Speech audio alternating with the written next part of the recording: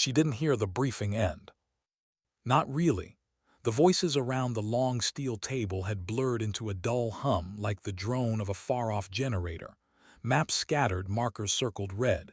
Men and women stood, adjusted gear, tightened straps.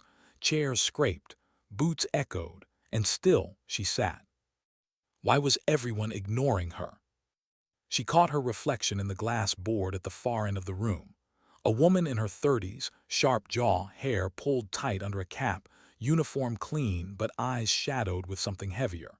She blinked and looked away. Maybe they weren't ignoring her. Maybe she had just learned to fold into the silence so deeply that people forgot she was even there. But there was something she hadn't told them, not yet. Her hand brushed against her left pocket. Fabric, stiff from dust and sweat. Inside, the faint outline of folded paper. She could feel the edges like braille, as if her fingers had memorized every crease. The photograph. She always carried it. She never showed it. And she never explained why she touched it before every mission, like a ritual, like prayer. "Captain, you with us?" The voice yanked her out of the quiet. Lieutenant Harris stood at her side, young, eager, still fresh enough to believe war could be managed like a checklist. He tried for a grin, but his eyes betrayed nerves. She forced a nod. "Yeah, I'm here." But her voice didn't sound like hers. They filed out into the sunlight.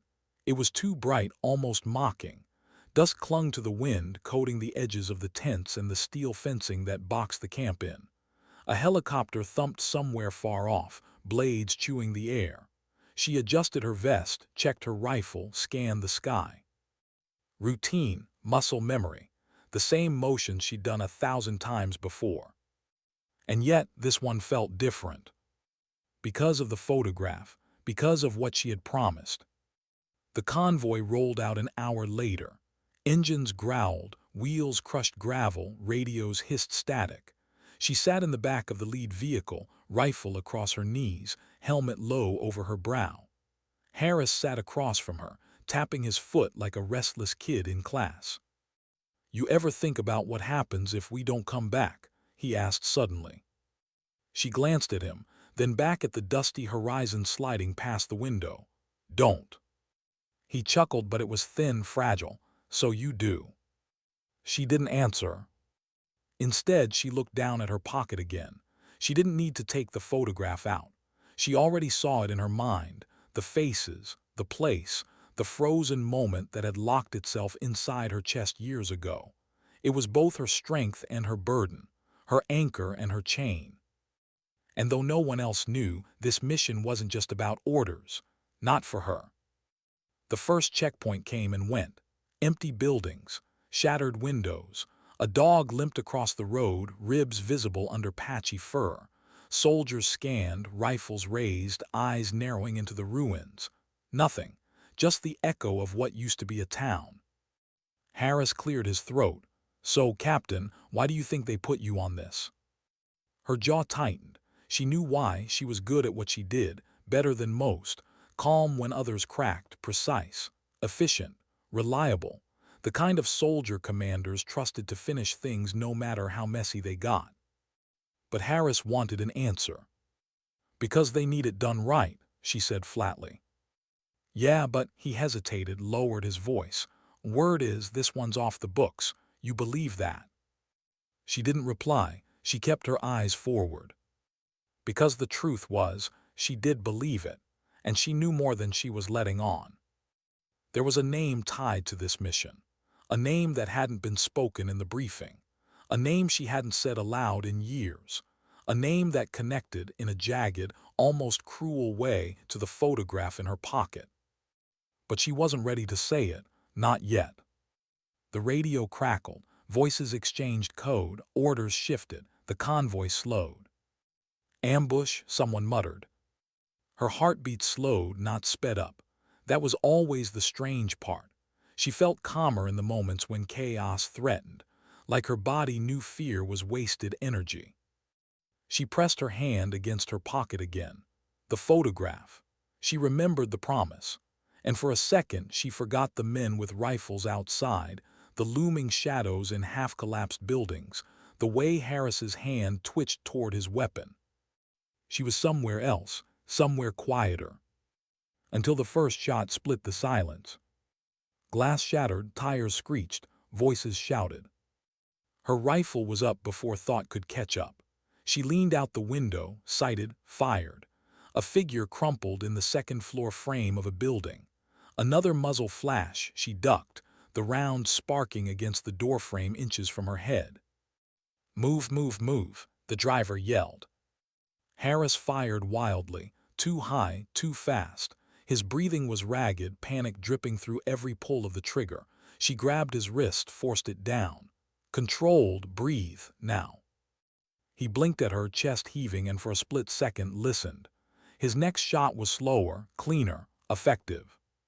She nodded once, then shifted back to her own fight. The world narrowed into fragments. The smell of burning rubber, the crunch of boots on glass, the echo of gunfire bouncing between concrete husks, the silence that followed each shot she placed with precision. And beneath it all, the weight of the photograph, always pressing against her, always reminding her why she would not falter. Minutes stretched into something longer. The shooting ebbed. The radio hissed again, all clear, all clear. Bodies on the ground, smoke rising from blackened cars. A city that once had children laughing in its streets now held only echoes. She exhaled slowly. Her hands were steady, but inside something was trembling. Harris leaned back, face pale. You ever get used to that?" Her eyes drifted past him, out the window toward the ruins. No. And maybe she hoped he never would. That night the team camped in silence. No one joked. No one filled the quiet with stories as they sometimes did. Instead, they sat with their rations, ate mechanically, and stared at the shadows. The kind of silence only people who had survived a close scrape knew. She sat apart from them, back against a wall, rifle resting at her side. She finally pulled the photograph out, not for them, for herself. Her thumb traced the edges.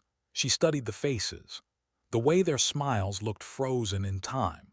She remembered the sound of laughter that day, the way the wind had felt warm, the way she had believed, for a fleeting moment, that peace was something permanent. And then she remembered what came after. The promise she had whispered, voice breaking, when no one else was left to hear it. She folded the photograph again, slipped it back into her pocket. Her eyes burned, but no tears came. Not here, not now. Harris wandered closer, hesitant. "Who's in the picture?" he asked softly. She looked up at him, her face unreadable. "No one you know." He nodded slowly, as if he understood that was the end of it. But it was not really. Because the truth was, someone in the photograph was the reason she had taken this mission. The reason she couldn't walk away, no matter how much it cost. And sooner or later, that truth would bleed out into the open. But not tonight. Tonight she sat in silence, the photograph heavy in her pocket, the promise heavier still. And the war far from over. The dream came first. It wasn't a dream, not really. More like a memory replaying in fragments. She saw the photograph alive again, no folds, no creases, just sunlight, the sound of voices. A younger version of herself in the frame, smiling in a way she hadn't in years. Then the laughter cracked, warped into gunfire. Faces blurred. Shouts drowned out the joy. And the picture, that fragile little rectangle of paper, burst into flames in her hands. She woke with a start. The camp was still. Only the faint buzz of the radio and the occasional cough from one of the men broke the night's stillness. Her chest heaved once, then steadied. She rubbed her face, sat forward, listened to the distant rumble of thunder or maybe artillery. Out here, the two often sounded the same. Sleep would not return. So she checked her weapon, she checked the perimeter. She pressed a hand to her pocket, grounding herself in the weight of the photograph. It was still there, untouched, whole. For now. Morning came with orders. The objective lay 2 valleys over, across terrain scarred by burned-out villages and crumbled infrastructure. The locals had long since fled or been forced out. Only shadows remained, watching from doorways, refusing to meet the convoy's eyes. "Intel says targets moving with a small group," the commander briefed over the radio. "High value. Last chance before he disappears across the border.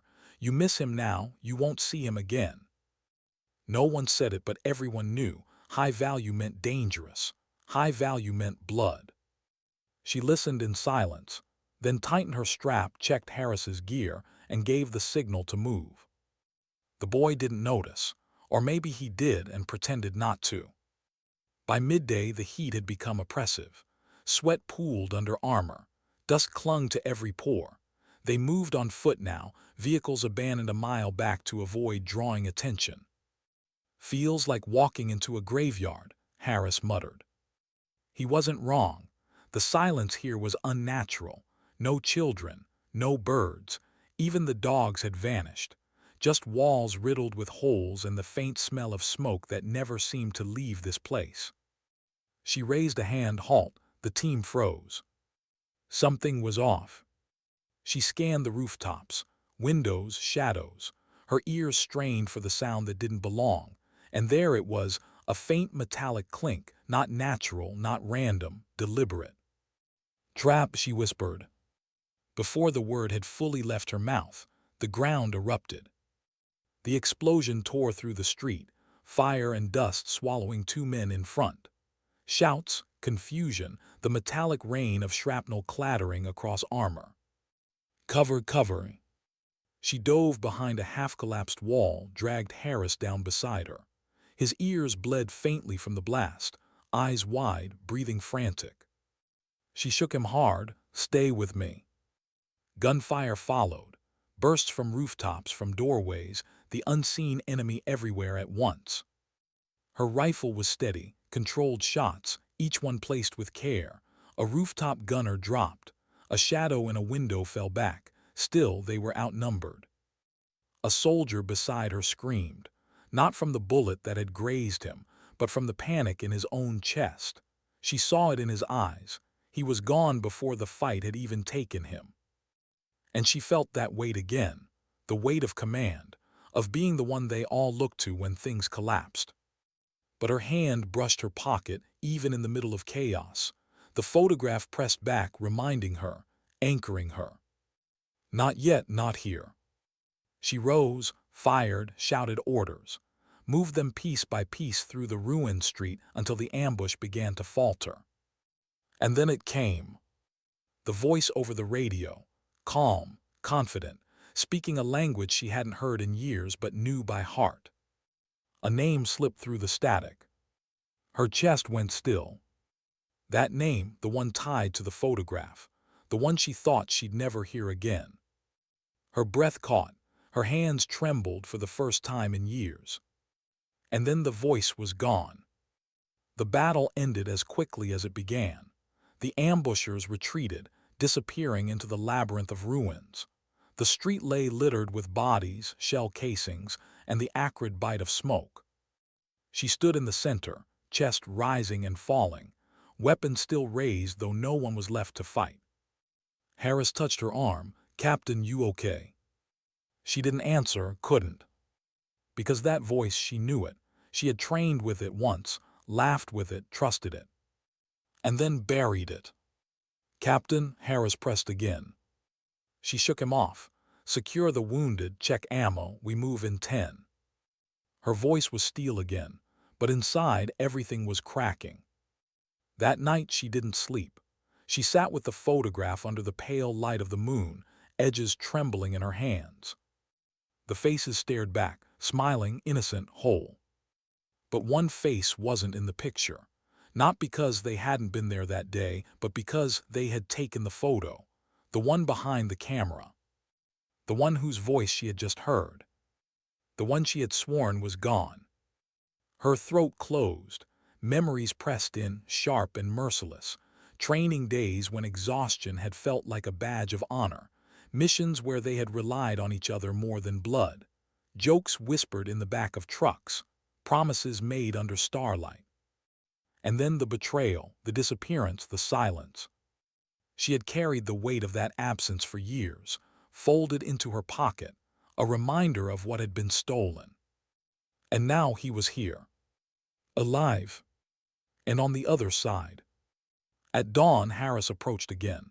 His face was worn, pale from the previous day's ambush, but his voice carried something steadier now. "You saved my life back there," he said quietly. She didn't look at him. "I just did my job." "No," he shook his head. "You stopped me from losing it, from shooting blind. I won't forget that." Her jaw clenched. She wanted to tell him not to thank her, that gratitude in war was fragile, temporary, but instead she just nodded. "Who was on that radio?" he asked carefully. Her eyes snapped to his. He had noticed, of course he had. "No one," she said flatly.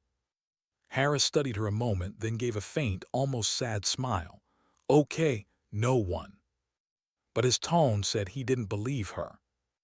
And maybe, deep down, she wanted someone not to. The march resumed. They pressed deeper into the valleys, terrain tightening, cliffs rising on both sides like jagged teeth. The further they went, the more it felt less like a mission and more like walking into someone else's design. She stayed silent, her mind a storm.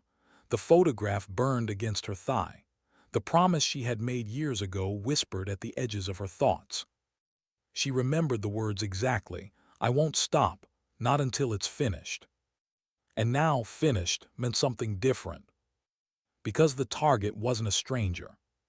The target was the ghost she had carried in her pocket all these years. The one she had loved. The one she had lost. The one she might have to kill. The valley felt like a throat closing in. Cliffs loomed high on either side, jagged and sheer, shadows swallowing the path even in daylight. The wind hissed low through cracks in the rock, like whispers that refused to die. Each step echoed too loudly, boots crunching on loose stone. She walked point, eyes scanning, rifle steady. The others followed, their shapes half lost in the narrow bend. Harris was close behind, watching her like he was tethered to her steadiness. But inside, her thoughts weren't steady at all. Because she kept hearing that voice. The one on the radio, the one she had sworn belonged to a dead man. And worse, the voice didn't sound like an enemy. It sounded the same as it always had, familiar, warm, certain, the way it had once steadied her. She hated that her chest ached hearing it again.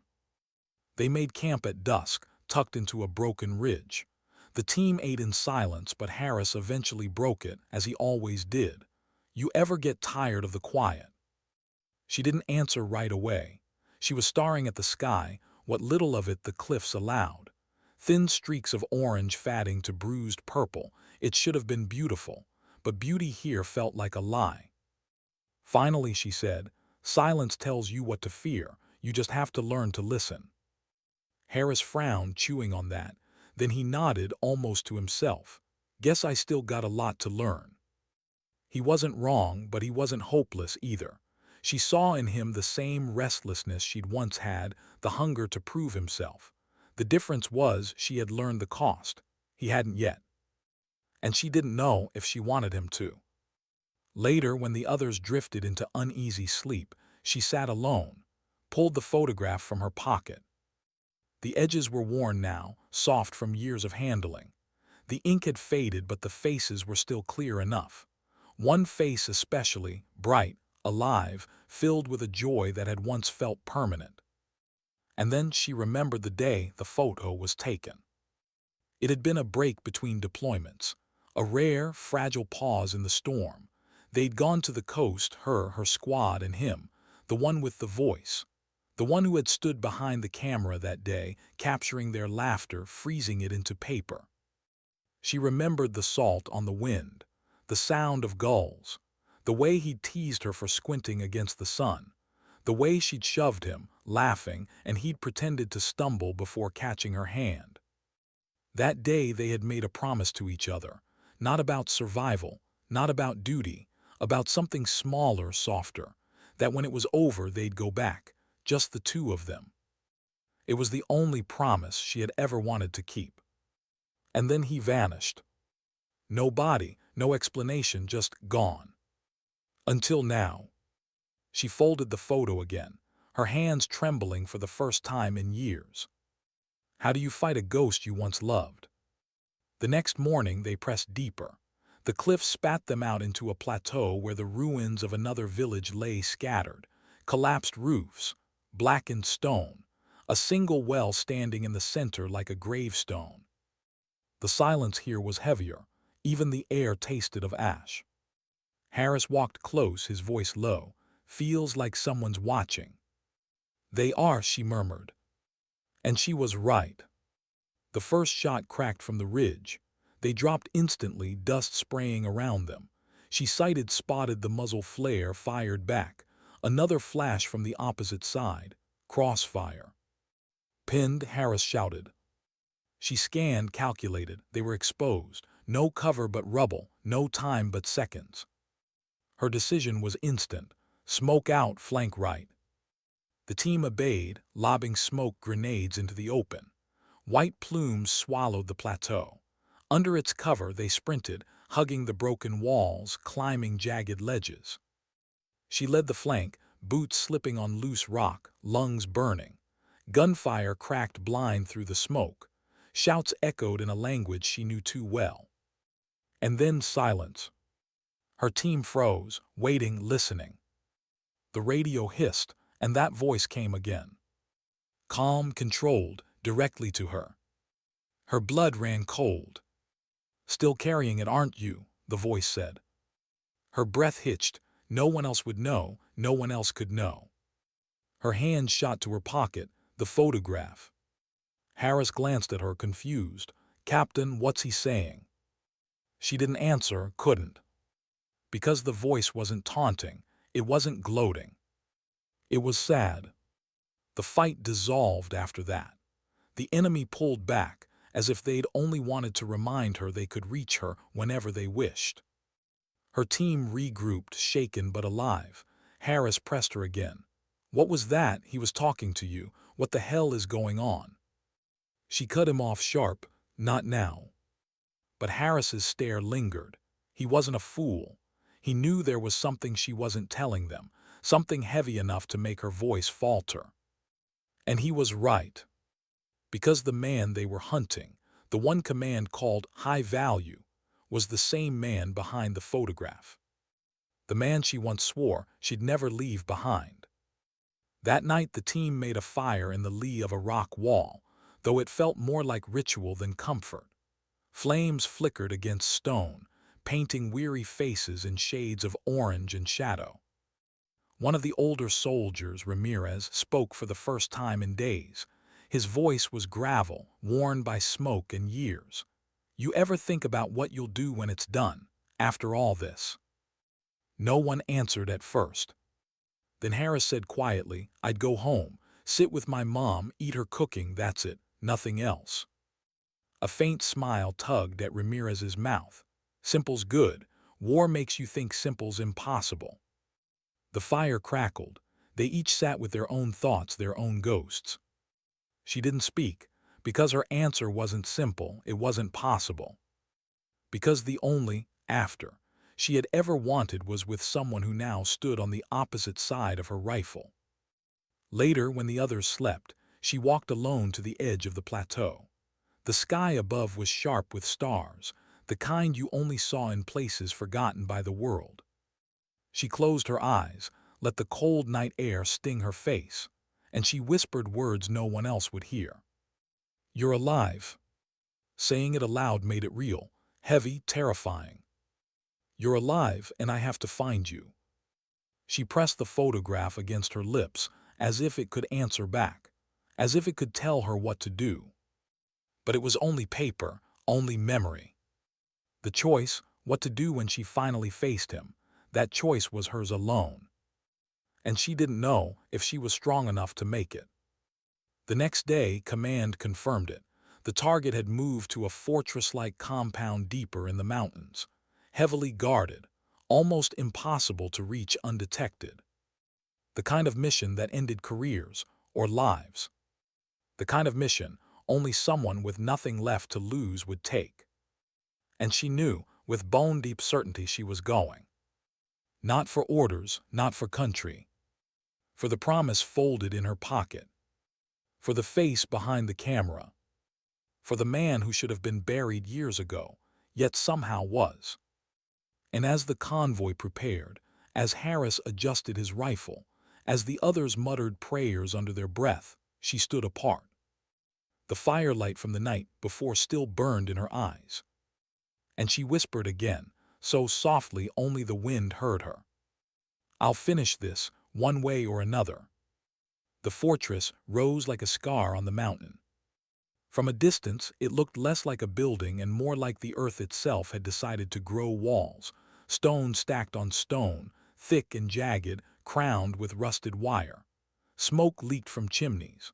Watchtowers pierced the horizon, their silhouettes sharp against the gray sky. It wasn't a base, it was a cage, and inside that cage was the ghost she was chasing. The one she'd sworn she would never see again. The one who had once made her believe in promises.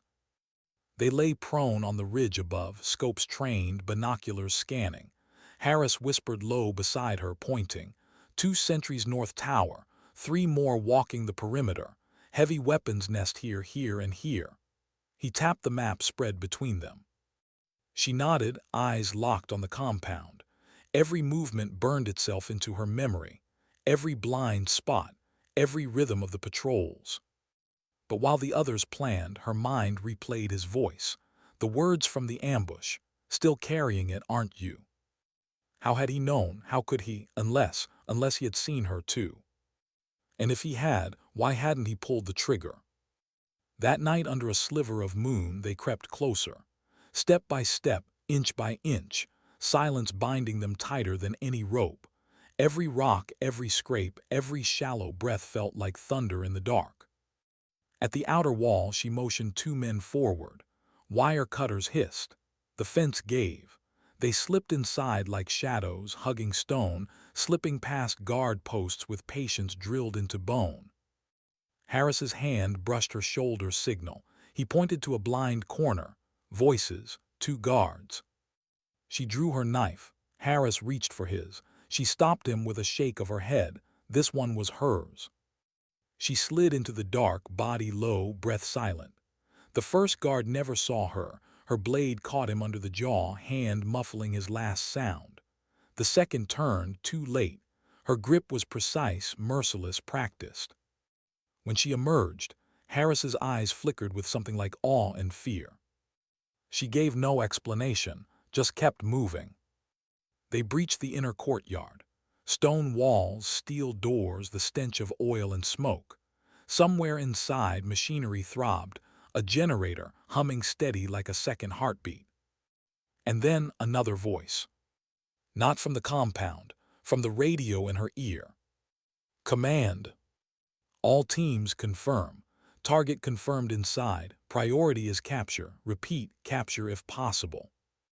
Capture. Not kill." Her chest tightened. She should have felt relief. Instead, dread coiled in her stomach, because capture meant she would have to see him, face him, look into the eyes she'd once trusted more than her own. And decide. They split into 2 elements.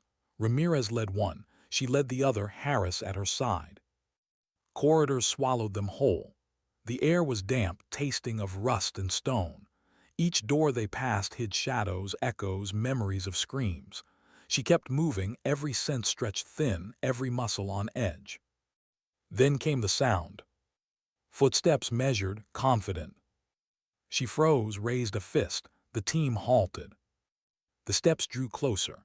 A figure emerged from the dark, tall, broad-shouldered, rifle slung but not raised. Her breath caught. For a heartbeat, she thought it was him. It was just another soldier, another nameless enemy. But her hesitation lasted a fraction too long. The man raised his weapon. Harris fired first. The body fell, thudding against stone. She stared at the corpse longer than she should have. Long enough for Harris to whisper, "You thought it was him, didn't you?" She didn't answer, couldn't. They pressed deeper. The fortress seemed endless, corridors folding into stairwells, stairwells into chambers. Each corner threatened ambush. Each shadow held eyes. And then gunfire, muffled shouts, Ramirez's team. The radio spat static, then a cry. Contact, heavy resistance. Cut off by silence. Her gut twisted. She knew what that silence meant. But no time. No time to grieve, no time to check, no time to confirm. The mission pulled them forward like a current. Until they reached the final door. Steel reinforced, locked. Behind it she knew. She pressed her palm to the cold metal. Her heart hammered in her chest. For years she had carried his memory in her pocket, folded in creased paper. For years she had whispered promises to silence. For years she had believed he was gone. And now one door separated them. Harris whispered, "Captain, say the word." She didn't. Because words weren't enough. She planted the charge. The blast shook the walls, smoke billowing, the door shrieking off its hinges. They surged in, rifles raised, eyes scanning. The room was dim, lit only by the weak glow of hanging bulbs. Maps covered the walls, crates stacked in corners. And in the center, him. He didn't flinch at the explosion, didn't raise a weapon. He stood calm, hands open at his sides, eyes fixed only on her. Those eyes, the same as in the photograph. Harris's rifle locked on target. "Captain, say it, say the order." Her throat closed. Her hand brushed her pocket. The photograph pressed back, trembling with her heartbeat. She couldn't speak, not yet. Because all she could hear was his voice. Low, steady, certain. "I knew you'd come." The room froze around them. Her team tense, fingers on triggers, every breath sharp with the expectation of violence. But she stood silent, staring at him. He looked older, lines carved deeper into his face, beard rough, uniform stripped of insignia, but it was him, no doubt. Her ghost, her promise, her unfinished story. "Captain," Harris hissed, "what do we do?" She swallowed hard, her voice cracked, barely audible. "Stand down." Harris blinked, stunned. "What?" Her eyes never left the man in the center. "I said stand down." The hesitation was palpable, but slowly, reluctantly, Harris lowered his weapon. The others followed, though confusion burned in their eyes. The man's gaze softened. "Still the same, you always led with silence." Her jaw tightened. "Why?" He tilted his head. "Why what?" Her voice broke, harsher now. "Why are you here? Why are you alive?" A pause, a faint smile that wasn't joy but sorrow. "Because promises are harder to kill than men." Her chest clenched. She wanted to hate him, wanted to shoot him where he stood, wanted to demand answers. But all she could do was reach into her pocket, pull out the photograph.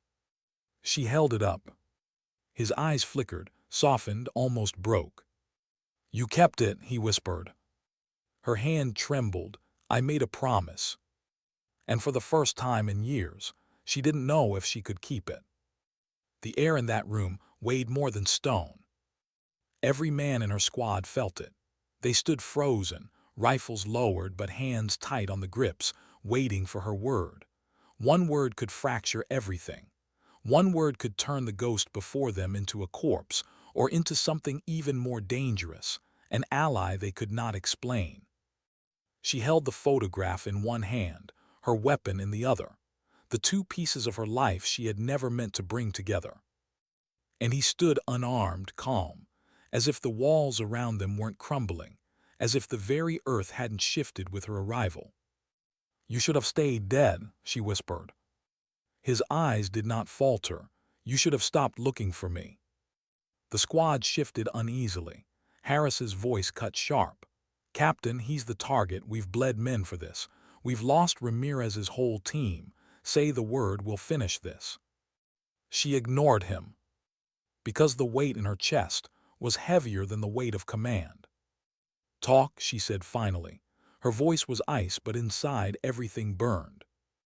The man she had once sworn to follow, sworn to never abandon, lowered himself onto a crate, hands open. Not in surrender, not in threat, just open as though honesty alone could shield him. "You want the truth," he said. "The one command buried, the one you've been chasing without knowing." Her grip tightened on her rifle. "Then speak." He drew in a slow breath. The sound of it filled the room like wind before a storm. "They sent us here to die," he began. "Not just me, not just my unit, all of us, disposable. Command knew the intel was false, knew the fortress was bait. We weren't meant to win, we were meant to vanish." The words slammed into her like gunfire. Her pulse quickened. Memories resurfaced. The ambush, the blood, the silence after. The report she read years ago, blacked out in ink. Explanations that never explained. "You expect me to believe you," she hissed. His gaze cut through her. "I expect you to remember. You were there. You saw the gaps in the orders, the contradictions. Tell me you didn't wonder why half the maps were wrong, why reinforcements never came." Her heart stuttered because she had wondered. For years the questions had chewed at her. But questions were dangerous. Command had taught her that. Command had silenced others who asked. He leaned forward. "We were betrayed by the same people you still serve." Silence thickened. Harris spat on the ground. "Lies, enemy psyops. Don't listen, Captain." But she didn't move, couldn't. Because something inside her, the part that had carried the photograph like a shield, was whispering, "What if he's right?" Her eyes flicked back to him. He saw the hesitation and pressed deeper. "I survived the ambush because I refused to die for a lie. They left us, left me. And when I tried to come back, when I tried to warn them, they branded me a deserter, a traitor. Easier to bury the truth than admit their hands were stained." Her throat closed. She wanted to argue, wanted to deny it. But the fire in his words, the crack in his voice, it wasn't the sound of a liar. It was the sound of someone who had carried his own ghost longer than she had carried his photograph. Harris snapped, voice trembling with fury. "Enough, Captain, permission to end this, right now." Her head turned slowly. Harris's face was red, his hands shaking, eyes burning holes through the man on the crate. "Stand down," she said. "No," Harris barked. "He's manipulating you. I won't watch you throw away everything we've lost." Her tone sharpened, steel in every syllable. "I said stand down." For a long moment Harris didn't move. The squad's tension stretched, brittle as glass. Finally, with a curse, Harris lowered his rifle. But the look in his eyes promised this wasn't over. She turned back to the ghost in the room. "Why me?" she asked, her voice softened, almost breaking. "Why send me the message? Why pull me into this?" His gaze held hers. "Because you're the only one who still remembers what we swore, that no one gets left behind, not even the truth." Her hand brushed her pocket again, the photograph, a promise folded in paper. Her voice dropped to a whisper. "You should hate me, I left you." For the first time his face cracked, a flicker of pain, raw and human. "I never hated you. I hated that you believed the lie, that you carried their orders like chains." Her chest ached. Every word scraped wounds she thought had scarred over. The ground shook, a distant explosion, then another. Alarms wailed through the fortress, red lights flaring against stone. The enemy was closing in. Time had run out. Harris snapped into motion. "We need to move, Captain. Extraction windows closing." The squad tensed, ready to fall back. But she didn't move. Her eyes locked on the man who wasn't supposed to exist, the man Command had erased, the man who had once been her anchor. If they took him now, Command would bury the truth again. If they killed him, the ghost would finally die, but the lie would live. Her voice steadied. "You're coming with us." Gasps from her squad, Harris erupted. "Are you insane? He's the target." She didn't flinch. "He's also the only one who knows why we're here. We don't kill him, we don't leave him, we bring him out." The man's lips curled in something almost like a smile. Not victory, not relief, just recognition. "You've chosen the harder road," he said softly. She swallowed hard. "I always do." The squad erupted into motion, pushing toward the extraction route, the ghost moving in their midst. Bullets rained from the walls, shouts echoing, the fortress alive with chaos. They fought through it like wolves, every corner another ambush, every hallway another storm. And through it all she led, rifle steady, voice commanding, dragging them step by step through fire. But inside, her mind burned with one thought. She had broken faith with command, and for the first time in years, she felt free. The first bullet hit the wall inches from her head. Stone splintered, dust filled her mouth. Her squad dove for cover, returning fire in bursts that lit the hallway like lightning. "Move, move," she barked, dragging Harris by his vest when he froze too long behind a pillar. His anger had made him careless. Or maybe it was something else, something colder building in him with every step. The ghost ran in their midst, not reaching for a weapon, not trying to flee, just running with them. It was almost worse than if he had fought, like he was proving he belonged. But Harris's eyes never left him.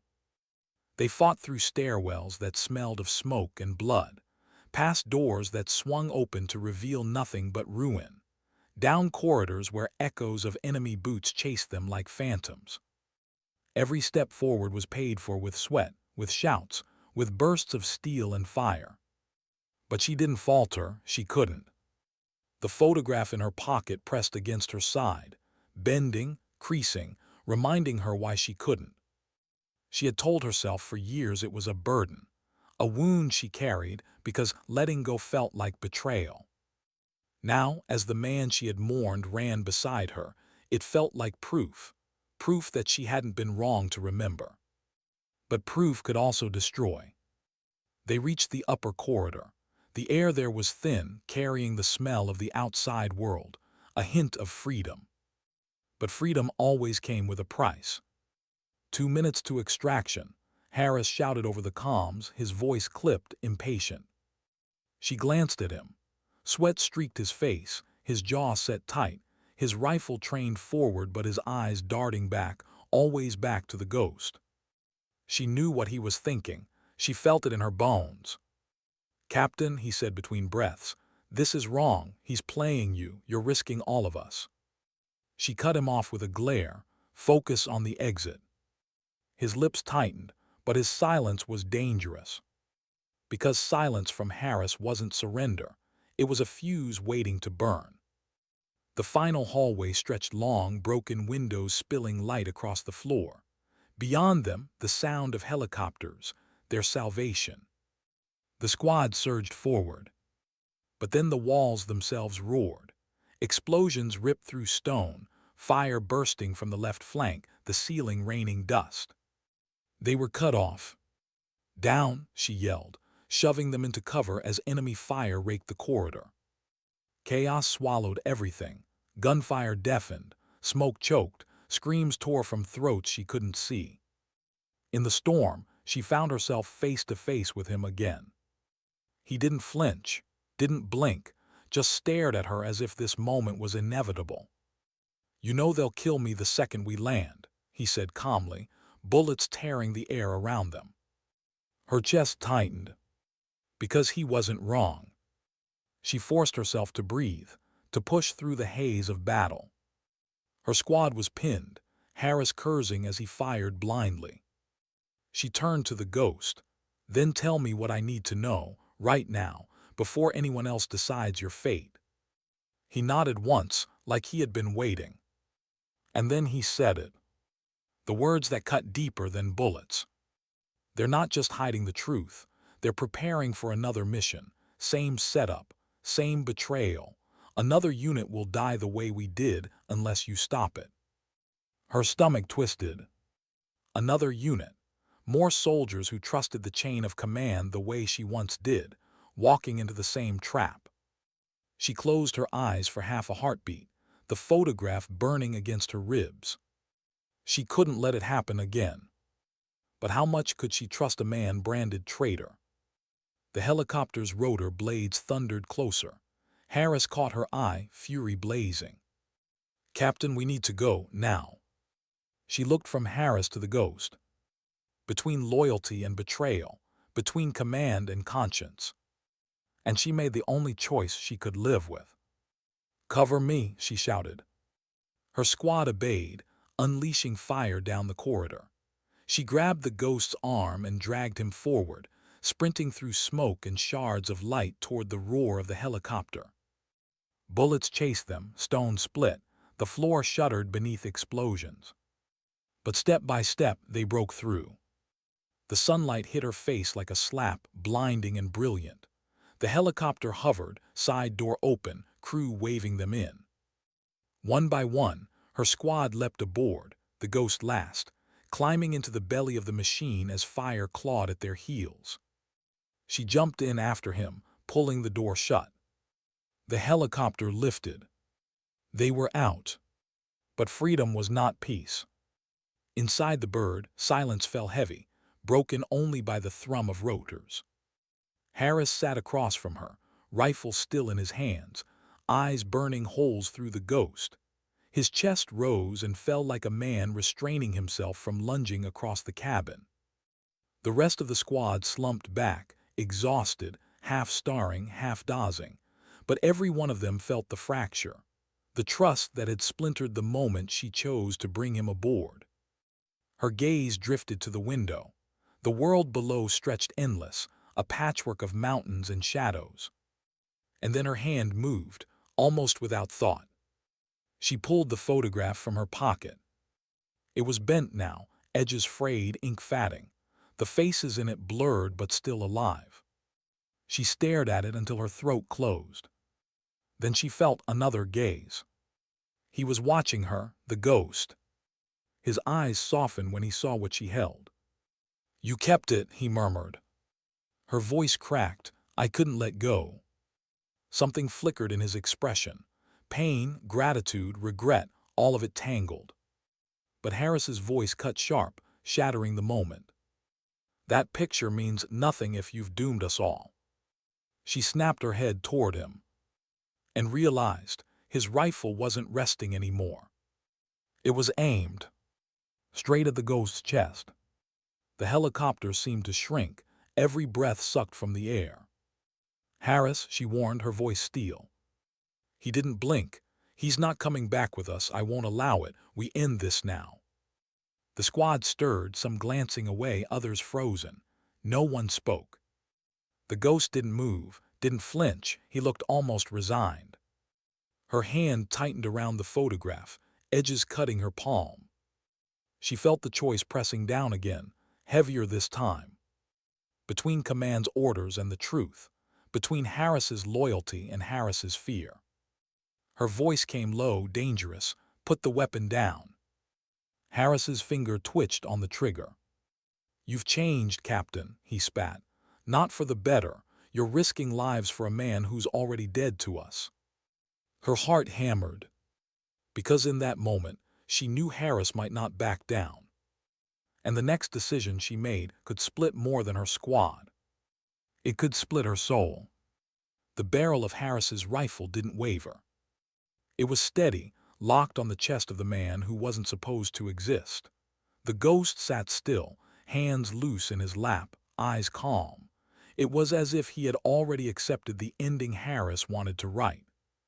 But she hadn't. Her squad looked everywhere but at her, some staring at the floor, some at the blur of mountains rushing below. None willing to intervene. It wasn't just about him anymore. It was about what she represented, about the cracks in her command. "Harris," she said again, her voice sharp, cutting through the hum of rotors. "Lower the weapon." His jaw clenched, sweat streaking down his temple. "I won't, not this time." She shifted her weight forward, steady but coiled, her own rifle resting in her lap but ready. "You point that at him, you point it at me," she said. The words landed heavy. The squad flinched as if the floor itself had dropped. Harris's eyes flicked to her, fury burning. "Don't do this. Don't put yourself between us." But she didn't move, didn't blink. "I already did," she said quietly. The helicopter felt smaller by the second, the air suffocating. Harris's finger curled tighter on the trigger. His voice cracked, not with weakness, but with the rage of a man who felt abandoned. "Do you know what it felt like? Watching Ramirez bleed out because of him. Hearing men scream in the fire while we fought to claw out of that fortress. And now you're telling me all of that was for nothing." Her throat tightened. Because Harris wasn't wrong. His grief was a wound still raw, still bleeding. But grief was not clarity. She let her voice soften.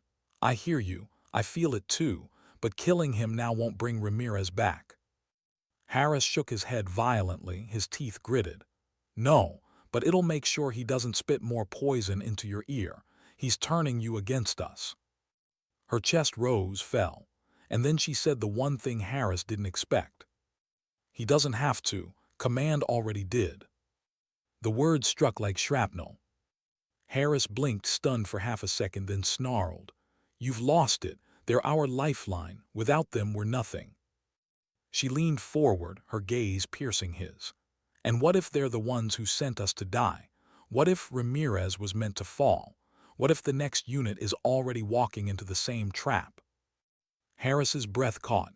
His grip faltered just for a moment. Enough for the ghost to finally speak. "You think I wanted your men to die? You think I didn't drag their bodies through the dirt trying to save just one?" His voice cracked, harsh and raw. "I begged command for extraction. They never came." Harris's face twisted, torn between rage and something deeper, fear. "Shut up," he spat, voice shaking. "Shut up." The rifle trembled in his hands. The helicopter tilted slightly, wind roaring louder through the seams. The pilot's voice cut through on comms. 10 minutes to base. Hold it together back there." But nothing held together. Everything unraveled. Her squad shifted, unease radiating like heat. They were caught in the middle, between her command and Harris's defiance, between duty and doubt. She had seconds, maybe less. Her hand moved slowly, deliberately toward her own weapon, not to raise it, not yet, but to remind Harris she wasn't defenseless. "Harris," she said, calm, steady, almost pleading, "you're not my enemy, don't make yourself one." His eyes locked on hers. Pain flickered through the anger. A man who had followed her through fire, now standing on the edge of betraying her. For the first time, his voice cracked with something close to grief. "I can't follow you down this road." The ghost leaned forward, his voice low but clear. "Then follow the truth, even if it hurts, even if it kills you." The rifle jerked. Her heart stopped. And then she moved. Faster than thought, faster than breath. Her hand shot out, slamming the barrel aside just as Harris squeezed. The rifle roared, deafening in the cabin. A bullet tore into the wall, sparks flying, air filling with the acrid stench of gunpowder. The squad erupted, shouting, grabbing, trying to separate them. Harris fought like a man possessed, twisting against her grip, his rage boiling over. "You've betrayed us," he roared, his spit hot against her face. "You're betraying everything we bled for." Her voice tore from her throat, raw and ragged. "I'm trying to save us." The struggle crashed against the walls of the helicopter, boots pounding, shoulders slamming. The birds shuddered under their weight. Her squad tried to hold Harris back, but his fury was volcanic. For a split second she saw the truth. Harris wasn't going to stop. Not here, not later. He had already decided. Her chest heaved, her hands trembling. The photograph slipped from her pocket in the chaos, fluttering to the floor. It landed between them. Both their eyes dropped to it. The ghost's face in the faded image. Hers beside him, younger, unbroken. Harris, too, grinning like a man who had once believed in forever. The photograph lay there, silent judgment, silent plea. Her throat closed. "This," she whispered, her voice cracking as she pinned Harris's gaze. "This is what I've been fighting for us. For what we were before command poisoned it." Harris stared at the picture as if it were a knife. His chest rose, fell. For a moment, she thought he might collapse under the weight of it. But instead, he tore free of the hands holding him. He lunged again, his fingers reaching for the ghost. And that's when she made the choice. The one that would mark her forever. Her rifle came up, barrel pressing against Harris's chest. The squad froze. The helicopter seemed to still midair. Her voice was steady, though her heart was breaking. "Stand down, Sergeant. That's an order." Harris's eyes widened, fury colliding with betrayal, disbelief with grief. "You'd pull the trigger on me," he whispered. Her grip tightened. Her voice shook, but she didn't waver. "If it means saving what's left of us, yes." The silence that followed was suffocating. Harris's face crumpled. For the first time, the fire in him dimmed, replaced by something hollow. Slowly, painfully, he lowered his rifle. His hands trembled as they opened, empty. The squad exhaled all at once, as though they'd been holding their breath for years. She didn't lower her weapon, not yet. Because the wound was deeper than anything a bullet could make. She knew she'd lost him, not just his trust, but the bond they'd built through every fire, every fight. Harris sat back, shaking, eyes burning not with anger now, but with something worse. Disbelief. Disappointment. She didn't look away, couldn't. Because sometimes command wasn't about glory.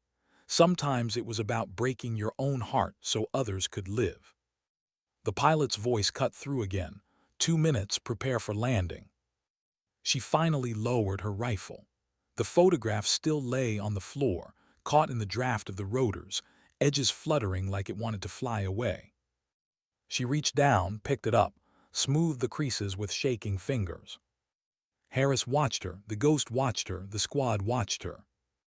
And for the first time in her career, she felt more alone than she ever had on any battlefield. The helicopter banked, base coming into view, the safe zone, the end of one battle, the beginning of another. Her stomach twisted, because she knew the real fight wouldn't be with Harris or with the ghosts of the past. It would be with command.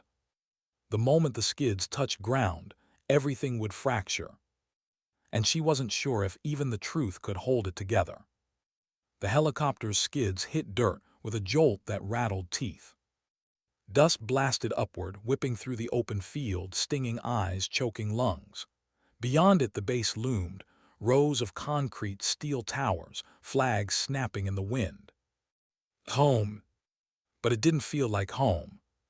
She sat rigid, photograph clenched in her fist, the edges digging into her palm until they almost drew blood. Across from her, Harris wouldn't look at her. The ghost sat still, unshackled but silent, as if the act of breathing was already defiance enough. The squad shifted uneasily, waiting for orders, waiting for someone to tell them whether the world had truly broken in half. The helicopter door slid open, light cut through the cabin. Figures stood waiting on the landing strip, officers in pressed uniforms, polished boots gleaming, eyes sharp. Command. Her pulse hammered, because she knew what came next. The debrief, the interrogation, the quiet removal of anyone who didn't repeat the right lines. She rose slowly, her body aching, her soul heavier than her gear. "Out," she ordered. One by one, her squad filed into the dust and wind. Harris last, moving stiff, his jaw locked. His silence was a wall she couldn't scale. The ghost followed, his steps measured, unflinching. For the first time since she'd found him, she realized something. He wasn't afraid of dying. He was afraid of being silenced. And she was afraid of being the hand that helped silence him. The officer at the front stepped forward, clipboard in hand, expression tight. "Captain," he barked, "report." Her mouth opened, nothing came. Because the truth and the lie stood before her, demanding different prices. Her squad waited. The ghost waited. Harris's eyes burned into her, daring her to speak the words that would damn them all. She swallowed, voice hoarse. Mission completed, target recovered. The officer's brow twitched, not eliminated, not neutralized, recovered. Behind his eyes, calculation, suspicion. Recovered, he repeated slowly. She nodded once firm, alive. The silence stretched. Every heartbeat felt like the click of a trigger. Finally, the officer gave a curt nod. Very well, debrief in 30. He goes into holding. Two soldiers moved toward the ghost. But he didn't resist. He simply turned to her as they grabbed his arms. His voice was low, steady, meant only for her. You've bought me minutes, use them. Her chest ached. She wanted to ask what he meant, but the soldiers dragged him away. His figure blurred into the dust, swallowed by the machinery of command. She stood frozen, her squad dispersing, medics rushing in, ground crew shouting. The world moved while she stood still, clutching the photograph like a lifeline. Until Harris stepped close, his voice venom and grief all at once. You've destroyed us. Her head snapped toward him. But his eyes weren't fire anymore. They were ash, burned out, empty. You were supposed to protect us from lies, he said quietly. Now you've become one. And then he walked away. No salute, no glance back, just the sound of boots grinding dust, fading into the distance. Her throat closed. Because he wasn't wrong, and yet he was, and that was the wound no medic could stitch. The debrief room was cold, sterile, white walls, a single table, cameras in the corners.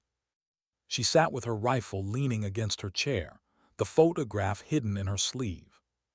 The officer from the landing strip sat across from her, papers in neat stacks. Captain, he began, his voice was clipped, rehearsed. There are discrepancies in your report. You stated the target was recovered, yet the mission directive was clear, elimination. Her jaw tightened. Why did you bring him back alive? The room's silence pressed down, suffocating. She thought of the ghost's words in the helicopter, of Harris's fury, of Ramirez bleeding out in the dirt, of the photograph. Her voice came low, steady, because killing him wouldn't have erased what happened, and it wouldn't stop it from happening again. The officer's eyes narrowed. What are you suggesting? She leaned forward, heart pounding. I'm suggesting command sent us into a trap, just like they sent him, and unless someone speaks, it'll happen again. The officer's expression didn't change, but the flicker in his eyes told her she had cut too close to the bone. He stacked his papers calmly, deliberately. Captain, you are tired, disoriented. We'll allow you time to recover before you revise your statement. Revise, she snapped. He didn't flinch. You're loyal, you'll do the right thing. And then he stood, leaving her in the white silence, the cameras humming softly overhead. Hours blurred. Interrogations bled into waiting, waiting into silence. Her squad was scattered, isolated. Harris refused to see her. The ghost vanished deeper into holding, where men like him never came back out. She sat alone in her quarters, the photograph spread across her desk. Her younger self stared back at her, smiling, unscarred. Harris beside her, laughing. And him, the ghost, alive before he was erased. 3 faces, 1 lie. She pressed her forehead to the image, her breath shaky. What was the cost of keeping the truth alive? What was the cost of letting it die? Her radio crackled, a voice hushed, hurried. Captain, it's him. I don't have long. Her chest seized. The ghost. They'll move me at dawn, he whispered.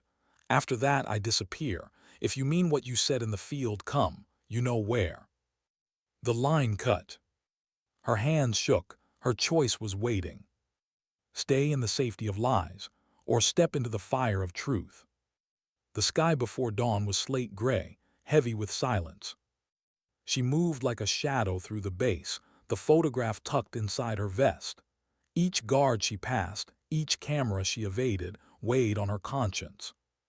She told herself she wasn't deserting, she wasn't betraying, she was keeping a promise. The holding wing loomed ahead, concrete and steel, floodlights cutting through the dark. And she remembered his words, No one gets left behind, not even the truth. Her heart hammered, because this time it wasn't just his life in her hands. It was the soul of every soldier who would come after. She reached the door. Beyond it, whispers of footsteps. A guard's shadow stretched long against the wall. Her hand brushed the photograph one last time. Then she stepped forward. What happened in the hours that followed would never reach the reports. It would never make it into medals or speeches. Some said she broke him out. Some said she burned with him. Some said she disappeared too, swallowed by the same silence that had taken so many before. But among those who remembered her, those who had fought beside her, one truth endured. She hadn't stayed silent. She hadn't let the photograph fade. And somewhere in a pocket no one could reach, the promise she carried lived on. Years later, in a bar far from the base, a veteran passed a folded photograph across the table to a young recruit. The edges were frayed, the faces faded, but the story it carried was heavier than any weapon. The veteran's voice was soft.